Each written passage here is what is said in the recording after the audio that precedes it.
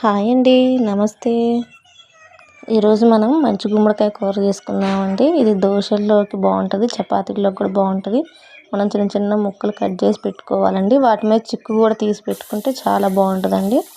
చిక్కు తీసి ముక్కలు కట్ చేసి పెట్టుకొని ఒక గిన్నెలో 2 స్పూన్ల ఆయిల్, 1 స్పూన్ జీలకర్ర, ఒక్కటే ఎండుమిరపకాయ తుంచేసుకోవాలండి. అవి కొంచెం వేగినాక మనం కట్ చేసి పెట్టుకున్న గుమ్మడికాయలు వేసుకోవాలి. ఎందుకంటే లైట్గా ఘాటు కోసం, అంటే కారం కోసం అది కొంచెం మగ్గనివ్వాలండి. మగ్గినాక మనం యాలక్కాయ పొడి, బెల్లం వేసుకోవాలండి. బెల్లం వేసుకొని మనం మంచిగా కలుపుకొని కొంచెం పాకం టైపు బాగా కరిగి పాకం టైపు రావాలండి. టేస్ట్ కోసం సాల్ట్ అండి. సాల్ట్ వేసుకుంటే ఏ స్వీట్లో అయినా సాల్ట్ వేసుకుంటే మనకి ఆ స్వీట్నెస్ తెలుస్తుంది.